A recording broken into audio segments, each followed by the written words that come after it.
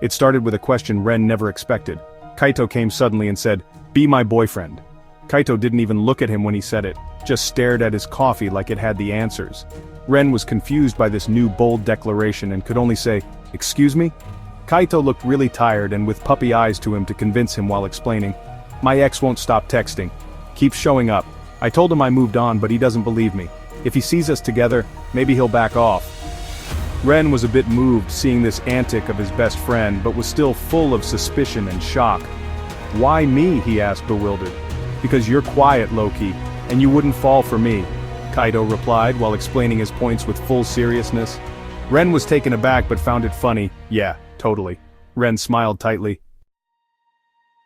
Ren did not waste time and started with this plan. They made rules. No kissing unless necessary. Yes, that's what Ren said.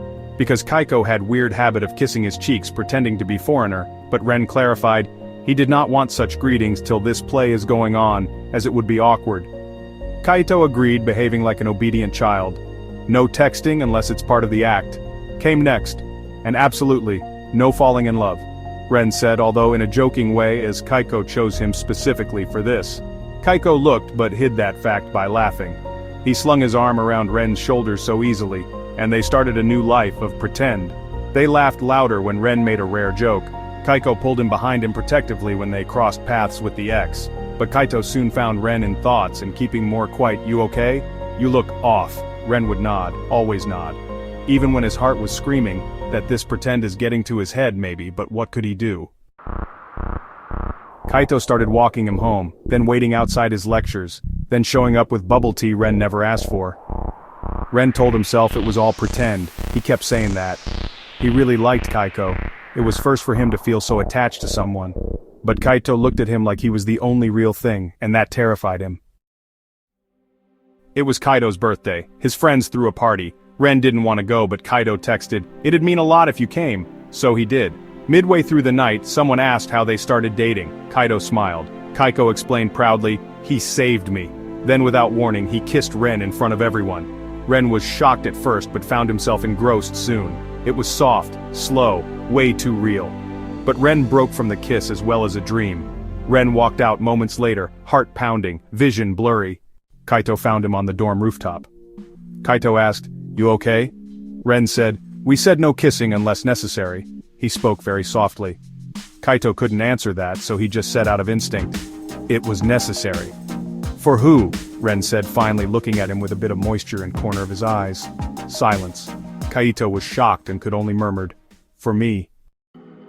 Everything shifted after that. No more rules, no more pretending. Kaito reached for his hand in public, brushed hair from his face like it was instinct. Ren smiled more, laughed more. But every night when Kaito left he wondered, what if it's still fake for him? Once while hanging out together Ren found the texts, from the ex. "You don't really love him, you're just scared to be alone."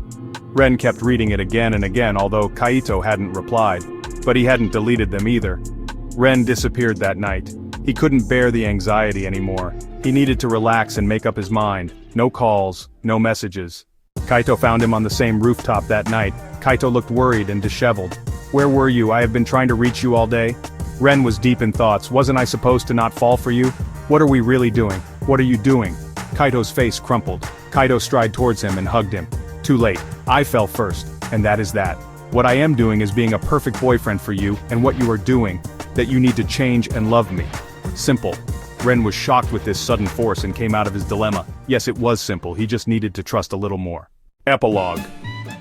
It's been 2 years. Kaito still leaves bubble tea by Ren's desk every Thursday.